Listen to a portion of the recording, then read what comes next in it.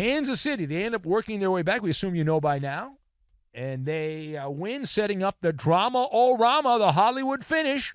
The only thing better would have been Mahomes finding Kelce in the end zone, but that did not happen. Mahomes throwing a 3-yard dart to McCole Hardman in overtime, and Kansas City rallies to beat San Francisco 25-22 and becomes the NFL's 9th repeat Super Bowl champ. It's been about 20 years since the last time that happened. We were told it could not happen in the salary cap era that we are in right now.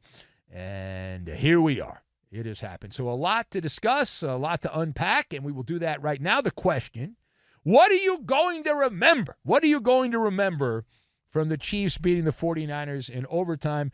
So I've got the sousaphone, Beatles, and Big Rig. And we will combine all of these things together, and we are going to make some spicy hot salsa is what we're going to make. So first of all, when you ask a question after a game like this, it's always the micro and the macro. You've got the short term and the long term. And as you know from following sports, that short term you remember more than long term. Over the course of time, the minutia goes away.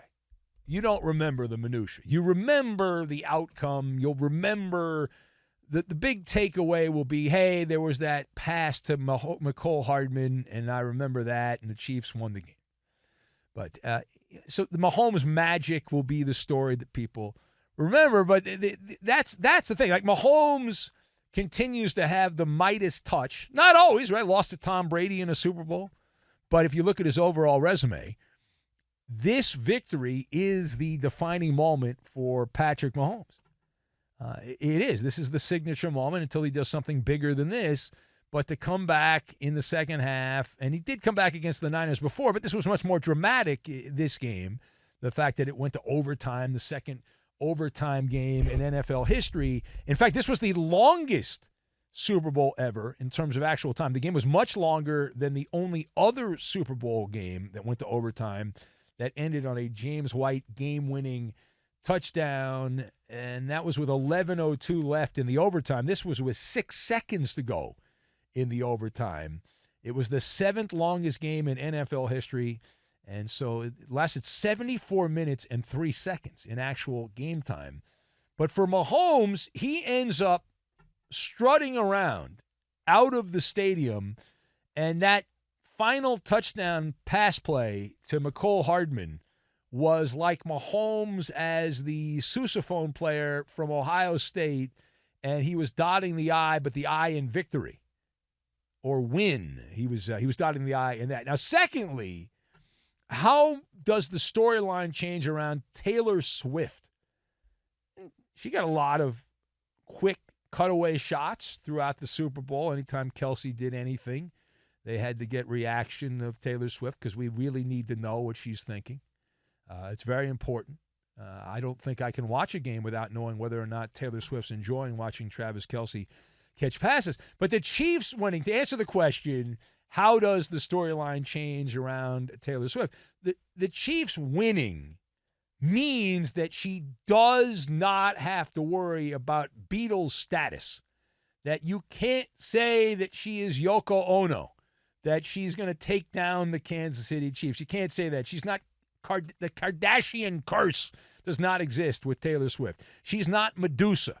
Right? There's no Jinx. There's no whammy from Taylor Swift. She doesn't have venomous snakes in place of her hair like Medusa. She doesn't have that. There was no whammy put on Kansas City.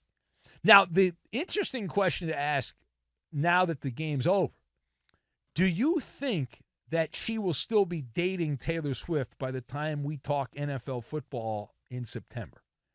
Do you think this will last? Because they've always had stuff going on. She's been on tour. He's been doing his thing playing football. But now they're going to have a lot of time together, in theory. So you think they'll still be hanging out? Or will we get a diss track from Taylor Swift ripping Travis Kelce in her next album? But she was able to provide not a jinx, not really a spark either. She was kind of there. She was kind of there. She was hanging out with the other wags and tabloid fodder, so much for her being a distraction that would have derailed Kansas City. And the Chiefs are champs again. The 49ers on the other side are a bunch of chumps, and they did not have Taylor Swift on their side. All right, final thought. So where do things go now for Travis Kelce and Andy Reid? Leading into the Super Bowl, the chatter was Andy Reid may retire. He's not going to stick around. And watch out, Travis Kelce, maybe he'll retire too. Okay. So to answer the question, how are things going to go forward? And I'm never wrong about these things. I have a crystal ball, and I am friends with Nostradamus. He lives in Seattle. And I'm a distant relative of Nostradamus. And the status quo is the way I would approach this. Now, we're very popular with truck drivers. I don't know why. But thank you for listening, you guys that keep commerce moving in America. But it's a big rig game. It really is a big rig game when you talk about Kelce and Andy Reid and the future of these guys. Because as they say, if you're a big rigger, you have to keep on trucking, right? You got to keep on trucking. And Taylor Swift does not date former athletes. She dates active athletes. So if Travis Kelce wants to keep that going, he's got to keep playing. Winning, I've been told, is like a drug that Jed Who Fled would snort. It's a popular thing. It gets in your bloodstream. You like it. As for Andy Reid, Big Red, Andy Reid. Reid has been an NFL head coach for a gazillion years now. A gazillion years as an NFL head coach. He has now reached the summit. He's at the peak of his powers at age 65. He'll turn 66. That's usually what happens when you're 65. The following birthday, you turn 66. And why would you retire now? Like, why would you retire now? You enjoy riding the tsunami wave, the domination situation here. Cowabunga, dude.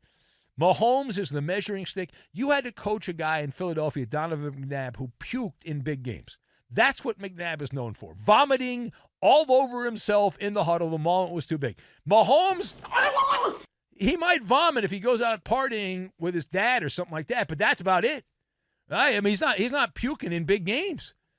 He's the dominator. And Andy Reid, you follow Andy, 6 more years. If he can stay healthy enough and not have any medical maladies, easier to say than to do. But assuming he's a big guy, but if he can make it, 6 more years, the Chiefs average 12 wins a year, then he will pass Don Shula as the all-time winningest coach. That, of course, assumes that Bill Belichick is not going to get another at-bat, another chance to coach.